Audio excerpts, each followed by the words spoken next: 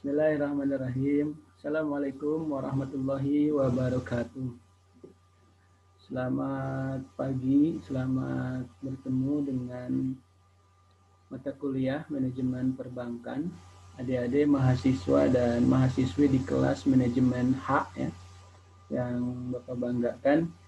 Terlebih dahulu seperti biasa, puji dan syukur kita sama-sama panjatkan kehadirat Allah Subhanahu wa taala yang senantiasa melimpahkan rahmat, taufik, hidayah serta inayahnya kepada kita semua sehingga pada pagi hari ini kita bisa bersama-sama kembali berkumpul secara virtual ya dalam acara proses pembelajaran khusus mata kuliah manajemen perbankan di semester 4 khusus di manajemen H ya.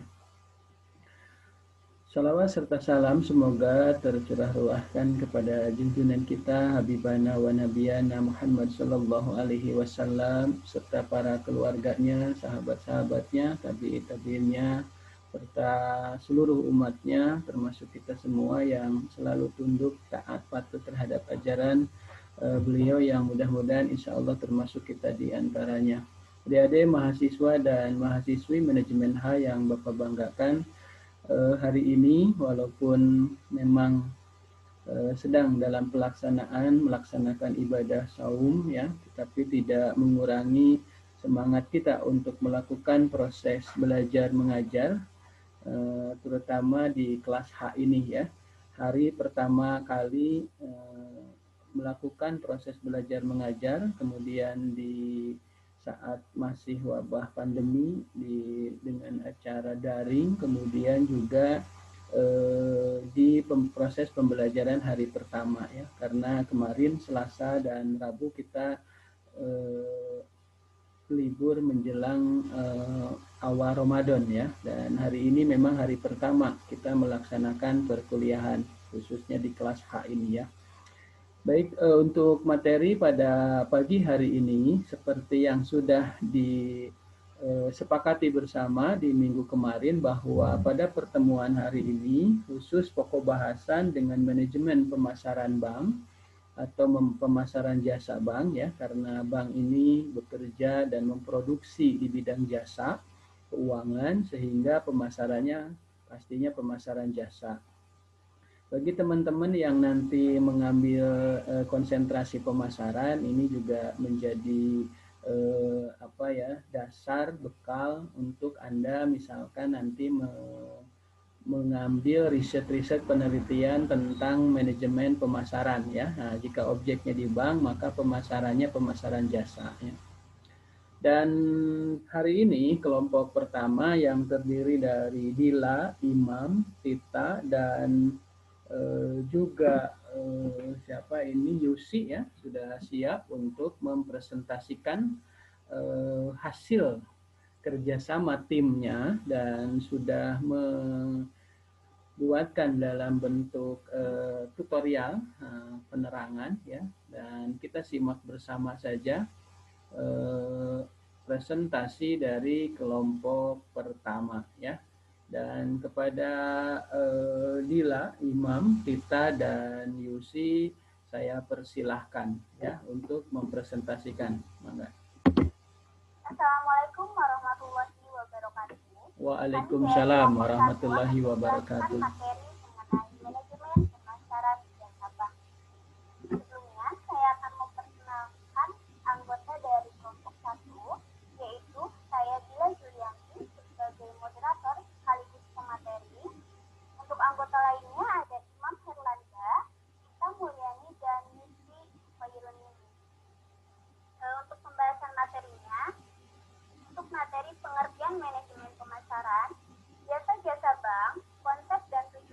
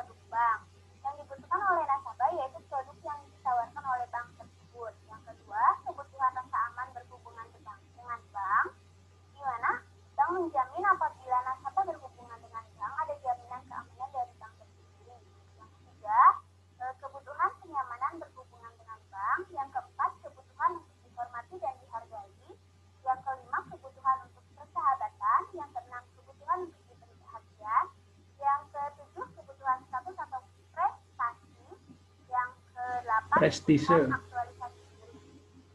Untuk materi selanjutnya ada jasa-jasa bank. Jasa-jasa bank diantaranya ada usaha pokok bank, di mana usaha pokok bank adalah memberi kredit dan memberikan jasa-jasa dalam lalu lintas pembayaran peredaran bank. Yang selanjutnya ada jasa lalu lintas pembayaran bank, yaitu pengiriman uang atau transfer, ini transfer atau collection, dan pembukaan letter of credit. Untuk keuntungan jasa-jasa bank diantaranya yang pertama biaya administrasi, yang kedua ada biaya kirim, yang ketiga ada biaya tajwid, yang keempat ada biaya provisi dan komisi, yang kelima ada biaya sewa, yang keenam ada biaya iuran dan biaya lainnya. Untuk materi selanjutnya ada konsep manajemen pemasaran dan tujuan pemasaran bank. Untuk konsep manajemen pemasaran, ada 5 konsep dalam pemasaran di mana setiap konsep dapat dijadikan landasan pemasaran oleh masing-masing perusahaan. Yang pertama konsep produksi, yang kedua konsep produk, yang ketiga konsep penjualan, yang keempat konsep pemasaran, dan yang kelima konsep pemasaran kemasyarakatan. Untuk tujuan pemasaran bank, yang pertama memaksimumkan konsumsi atau dengan kata lain memudahkan dan merangsang konsumsi sehingga dapat menarik nasabah untuk membeli produk yang ditawarkan baik secara berulang-ulang. Yang kedua, memaksimumkan kepuasan konsumen melalui berbagai pelayanan yang diinginkan nasabah. Yang ketiga, memaksimumkan pilihan atau ragam produk dalam arti bank menyediakan berbagai jenis produk bank sehingga nasabah memiliki beragam pilihan pula. Yang keempat, memaksimumkan mutu hidup dengan memberikan berbagai kemudahan kepada nasabah dan menciptakan iklim yang efisien. Untuk materi selanjutnya ada pengertian lingkungan masyarakat. Lingkungan pemasaran adalah lingkungan perusahaan yang terdiri dari pelaku dan kekuatan di luar pemasaran yang mempengaruhi kemampuan manajemen pemasaran untuk membangun dan mempertahankan hubungan yang berhasil dengan pelanggan pasaran. Secara umum, lingkungan pemasaran dibagi dua, yaitu yang pertama lingkungan mikro dan yang kedua lingkungan makro. Untuk pemaparan materi mengenai lingkungan mikro dan makro akan dilanjutkan oleh saudari. Pemasaran jasa bank. Yang pertama, lingkungan mikro. Lingkungan mikro adalah kekuatan yang dekat dengan bank sehingga mempengaruhi kemampuan bank yang bersangkutan dalam melayani para pelanggannya. Lingkungan mikro terdiri dari satu manajemen bank itu sendiri, dua pemasok, tiga perantara pemasaran, empat nasabah atau pelanggan, lima pesaing yang publik. Lingkungan makro. Lingkungan mikro adalah merupakan kekuatan yang lebih luas dari lingkungan mikro dan juga mempengaruhi pemasaran bank. Lingkungan mikro terdiri dari satu manajemen bank itu sendiri, dua pemasok, tiga perantara pemasaran, empat nasabah atau pelanggan, lima pesaing non publik. Lingkungan makro terdiri dari satu lingkungan demografis, dua lingkungan ekonomis, tiga lingkungan alam, empat lingkungan teknologi, lima lingkungan politik dan undang-undang, enam lingkungan kultur. Strategi pemasaran bank. Satu, strategi produk. Menurut Philip Kotler yang maksud strategi produk adalah segala sesuatu yang dapat ditawarkan ke pasar untuk mendapatkan perhatian untuk dibeli, untuk digunakan dan konsumsi yang dapat memenuhi kebutuhan dan keinginan. Strategi pengembangan produk yang dapat dilakukan adalah penentuan logo dan moto. Pertimbangan pembuatan logo dan moto dari sebagai berikut. Satu, memiliki arti. Dua, menarik perhatian. Tiga, mudah diingat. Empat, memiliki ciri khas. B, menciptakan merek. Tujuan dari penggunaan merek adalah agar mudah dikenal dan diingat. Menciptakan merek harus mempertimbangkan faktor-faktor antara lain: A, mudah diingat. B, terkesan hebat dan modern. Tiga, memiliki arti. Empat, memiliki perhatian. Lima, memiliki ciri khas. C, menciptakan kemasan. Dalam dunia perbankan, kemasan lebih diartikan kepada pemberian pelayanan administrasi kepada para nasabah. Beberapa jenis jasanya seperti buku tabungan, kuil biru atau kartu kredit. Keputusan label. Di dalam label dijelaskan siapa yang membuat, di mana dibuat, kapan dibuat, cara menggunakannya, waktu kadaluarsa komposisi, dan informasi lainnya. 2. Strategi harga. Bagi perbankan, terutama bank yang berprinsip konvensional, harga adalah bunga biaya administrasi, biaya provisi dan komisi, biaya krim, biaya taksi, biaya sewa, biaya iuran, dan biaya lainnya. Sedangkan harga bagi bank yang berdasarkan prinsip syariah adalah bagi hasil.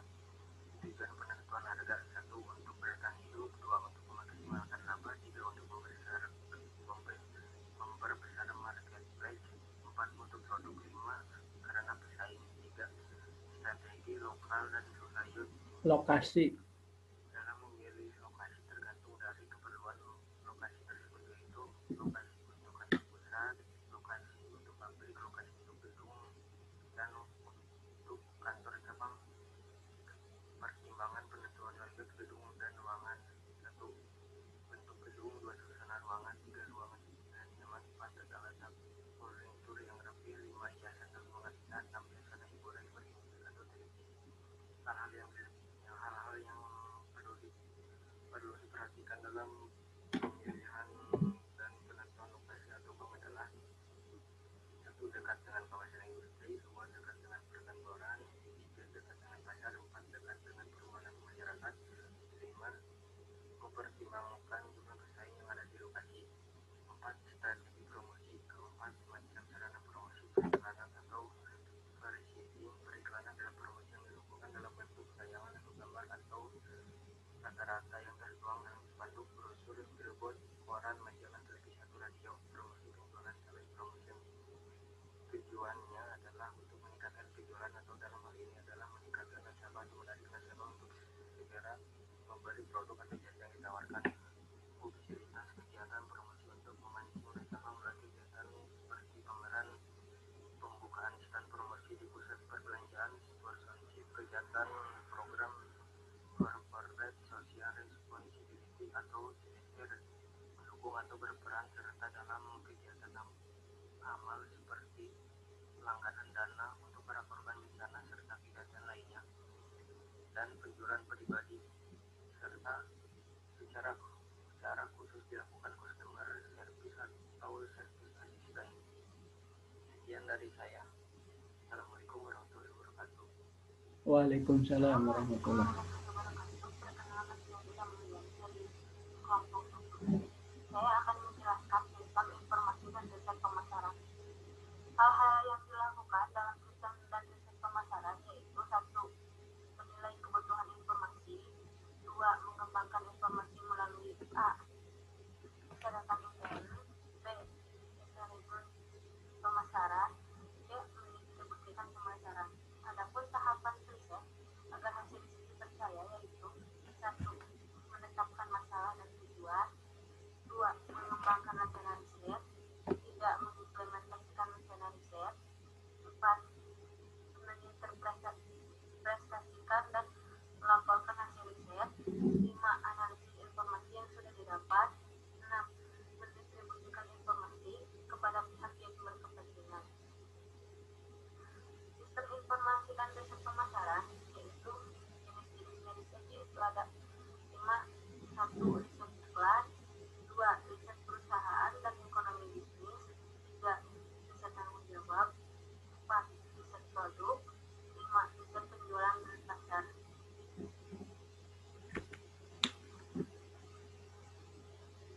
Segmenting, positioning, pasar, STP atau segmentation targeting position adalah salah satu pendekatan atau model yang digunakan untuk mengembangkan pesan dan strategi pemasaran yang sesuai pada target audiens tertentu. 1. Segmentasi pasar. Beberapa pendekatan yang dilakukan seperti demografis itu mendasarkan pada atribut pribadi audiens seperti usia, jenis kelamin, pendidikan,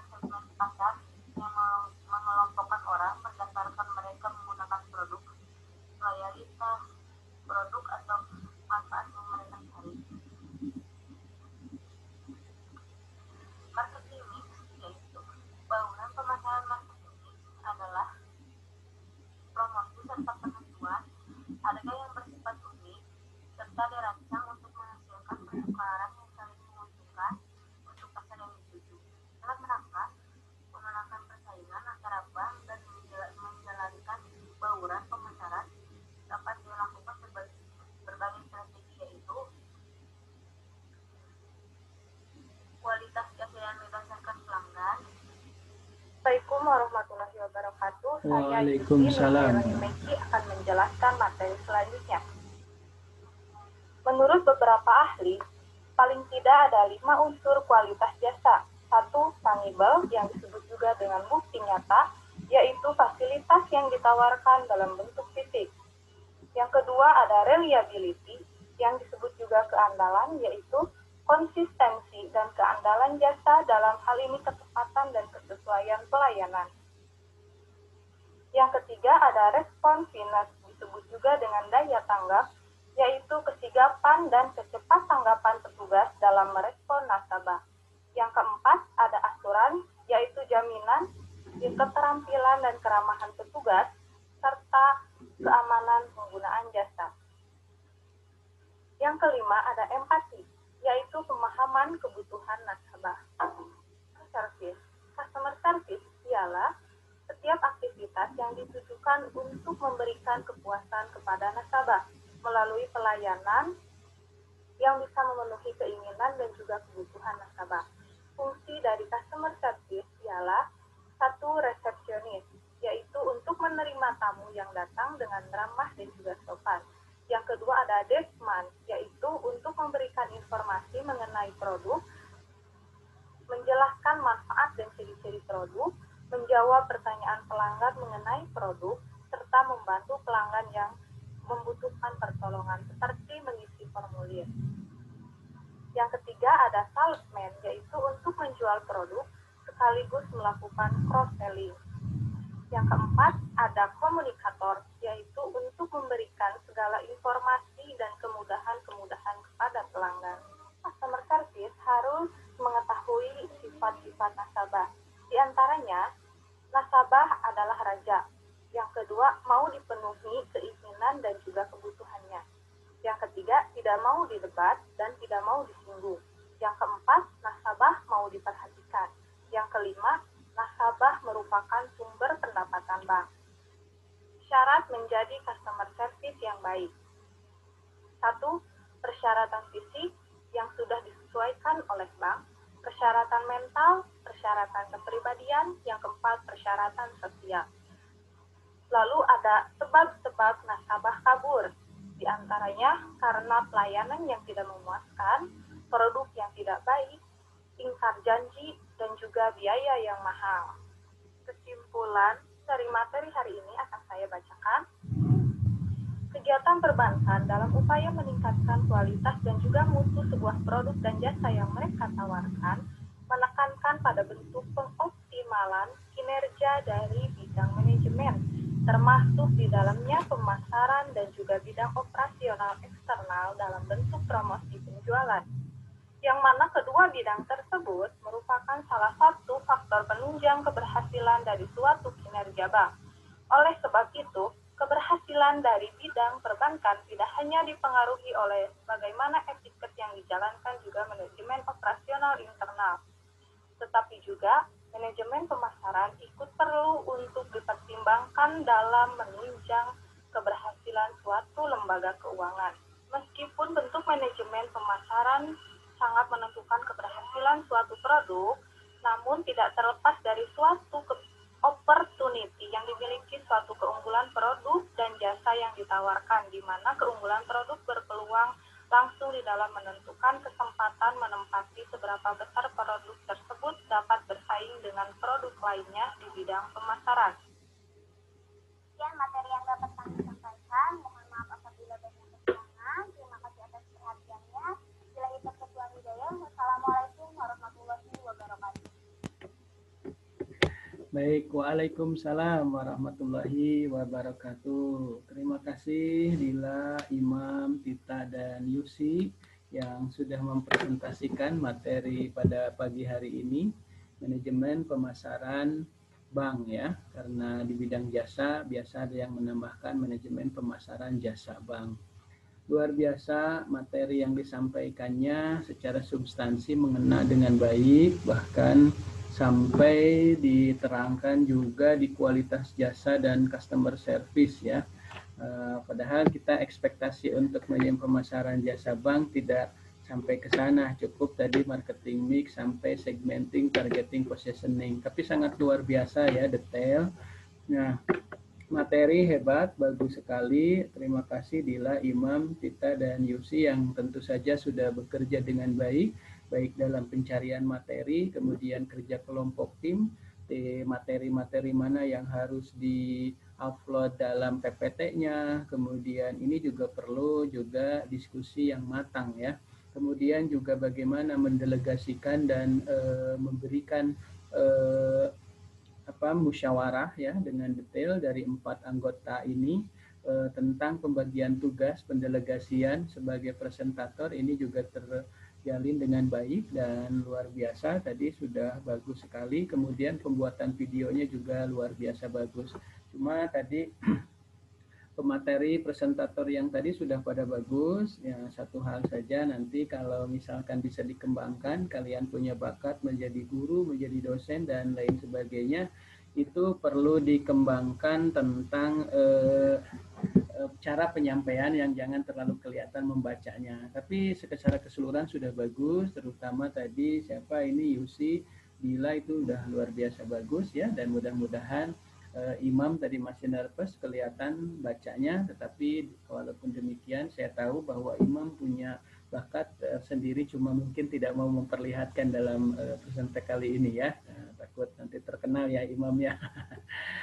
Baik, terima kasih kelompok 1, luar biasa, presentasi yang hebat dan bagus. Selanjutnya mungkin nanti ada diskusi, tetapi sebelum didiskusikan, tadi betul sekali bahwa dalam memanage cara pemasaran ya, baik itu produk dan yang banyak yang harus diperhatikan tadi, termasuk segmenting, targeting, kita harus paham betul supaya apapun yang menjadi pemasaran dan yang menjadi tujuan kita perusahaan memperoleh laba salah satunya, kemudian juga tadi kelangsungan hidup perusahaan yang lama ini menjadi tujuan perusahaan bisa tercapai.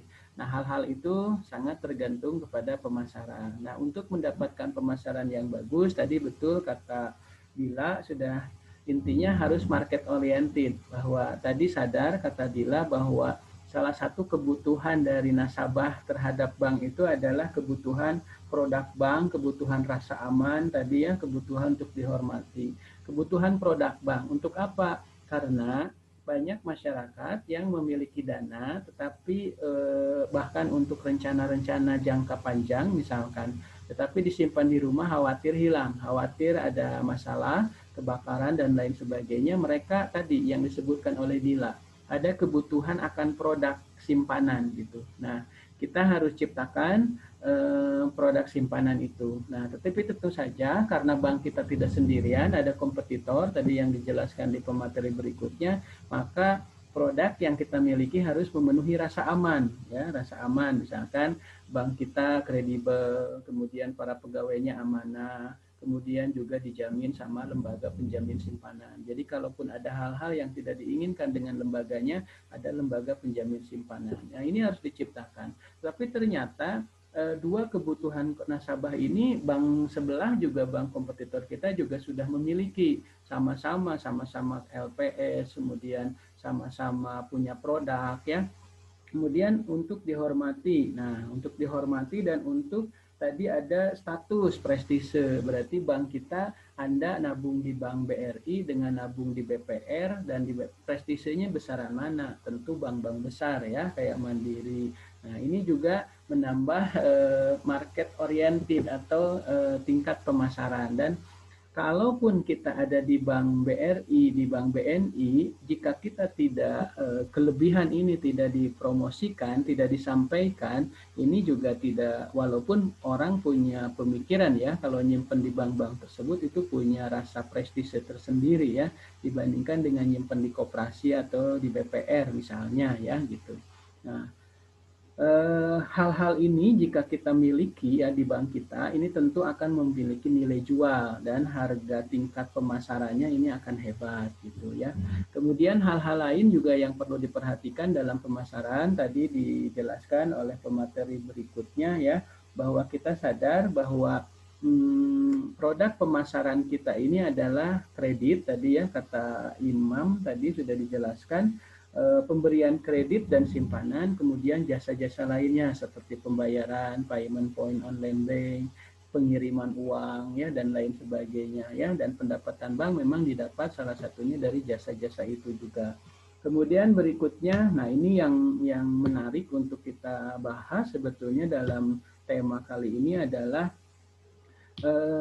dalam pemasaran ini ada strategi produk. Ya. Strategi produk itu tadi betul bagus sekali materinya disampaikan oleh Imam tadi dalam logo, dalam moto. Ini strategi produk. Kemudian kayak BCA menyebut nama tahapan gitu ya, tabungan hari depan. Itu kan mudah diingat. Kemudian juga menjadikan sebuah apa ya visioner dari nasabah bahwa oh ini tabungan hari depan saya gitu ya. Simpeda, simpanan pedesaan gitu ya. Oh, bagi orang-orang pedesaan ada gitu ya dengan logo dan lain-lain mudah diingat. Itu strategi produk ya. Nah, kemudian juga adalah strategi harga. Strategi harga tentu saja harus kompetitif. Dari simpanan ya kita kalau bisa sih lebih besar ya bunga simpanannya. Kalau di kredit lebih rendah. Ini akan banyak orang yang pasti bergabung dengan kita ya. Cuma bagaimana nanti di strategi harga bisa menekan biaya kredit sampai rendah gitu ya. Kalau tadi Imam menyebutkan juga biaya administrasi ya. Kalau di simpanan jangan terlalu banyak biaya administrasi, nanti para penyimpan menjadi enggan tuh. Kemudian jangan terlalu rendah ya, kalau bisa terlalu tinggi itu pasti walaupun strategi produknya tadi logo, moto tidak mudah diingat, tapi orang Indonesia itu sering meliriknya harga. Jadi bodoh ting tenaku produk mah kemasan packaging penting mah harganya murah kan gitu ya. Nah, kalau di simpanan harga bunganya itu bunga simpanannya harus tinggi. Itu pasti banyak orang pindah nabung ke bank kita ya. Walaupun itu juga harus diperhitungkan karena kita memberi bank atau nasabah bunga tinggi juga itu juga bisa kewalahan nanti ya karena itu menjadi beban dan biaya bagi bank kita. Kemudian kalau di kredit itu harus serendah mungkin ya persaingan itu kalau kita bisa memberikan kredit dengan bunga serendah mungkin pasti nasabah akan banyak ya. Kadang-kadang tanpa dipromosikan oleh kita juga orang sudah bicara dari mulut ke mulut ya itu tentang kredit yang murah di bank kita seperti halnya misalkan kredit usaha rakyat itu kan murah sekali 0,3 ya banyak sekali orang yang menginginkan kredit KUR ini karena bunganya rendah. Nah ini yang disebut dengan strategi harga. Nah walaupun memang di ilmu mikro ya kalau misalkan harganya rendah maka akan mengakibatkan demand meningkat. Buktinya banyak yang mau menikmati kredit usaha rakyat, tetapi mereka terseleksi atau terfilter dengan pertama batasan kredit usaha rakyat itu tidak besar. Dulu sampai 25 juta, sekarang maksimal 50 juta. Kemudian yang kedua harus punya usaha. Artinya tidak semua masyarakat nasabah bisa menikmati itu gitu ya. Kenapa? Karena harga murah itu pasti banyak demand, banyak permintaan ya, seperti itu. Nah, kemudian ada strategi lokasi layout, strategi lokasi untuk cabang. Kan nggak mungkin ya Anda punya cabang bank A gitu ya, buka cabangnya di puncak Gunung Tangkumas misalnya. Tadi sudah dijelaskan ya oleh Imam, pasti lokasi dekat pasar itu strategis, dekat lingkungan kampus itu strategis, sekolah itu strategis ya, karena di situ banyak segmenting, targeting, positioning yang akan kita targetkan. Kemudian layout juga ya, jangan sampai begitu masuk gitu ya, itu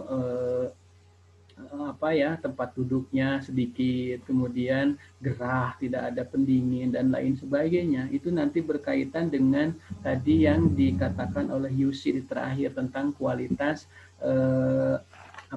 kualitas jasa bank ya tadi ya yang tangible, kemudian responsiveness, kemudian reliable, kemudian assurance dan empati ya itu nanti berkaitan dengan itu.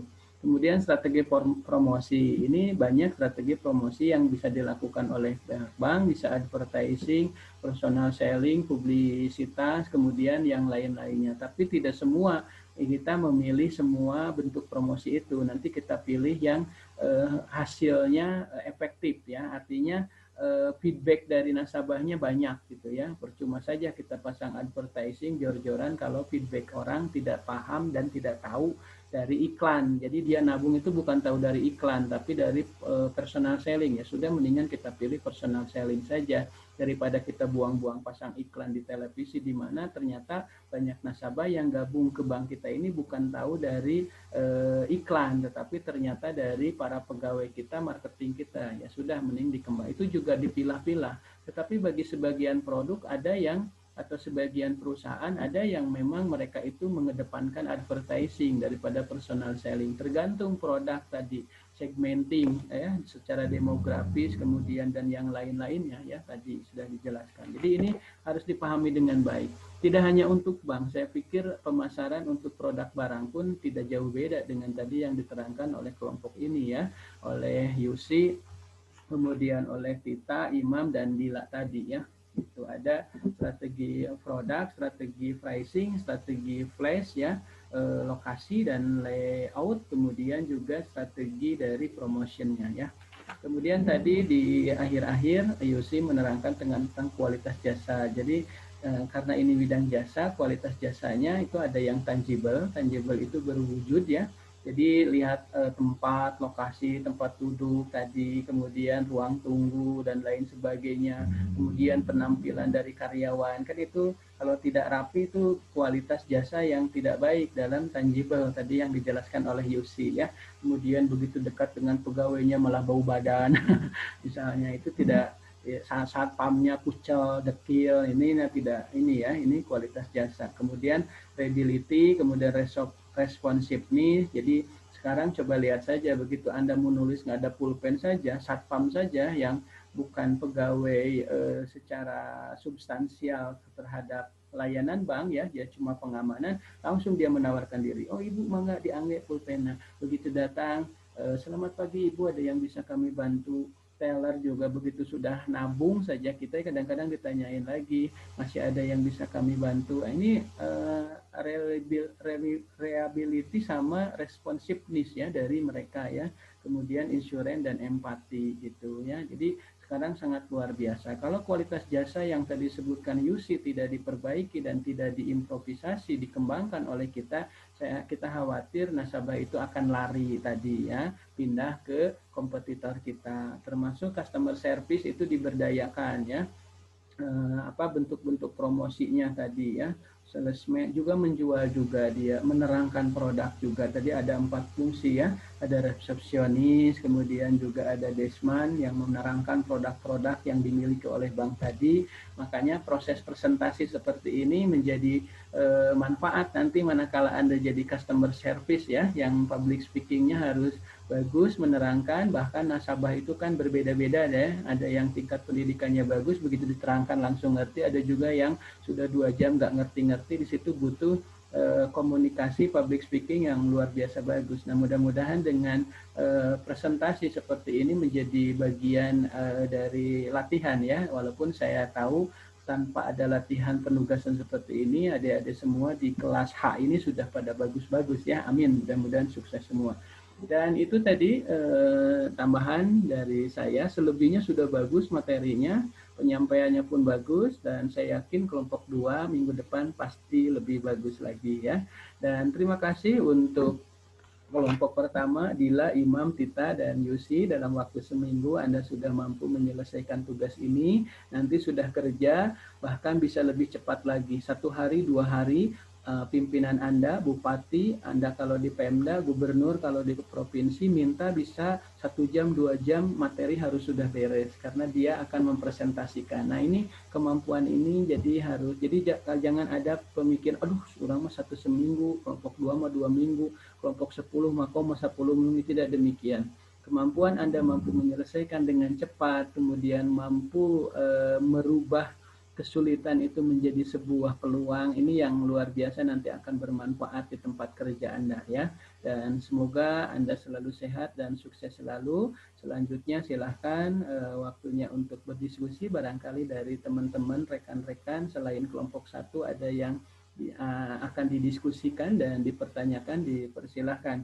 Dan kepada Dila, Imam, Tita, dan Yusi, mohon untuk menyimak, mencatat, notulen, dan menanggapi seluruh pertanyaan-pertanyaan yang sampaikan oleh rekan-rekan Anda di manajemen H ini. Akhirnya dari saya cukup sekian. Terima kasih. Selamat melaksanakan diskusi. Mohon maaf apabila ada kekurangan, kesalahan, dan kehilapan. Terima kasih. Billahi taufiq wal hidayah. Wassalamualaikum warahmatullahi wabarakatuh.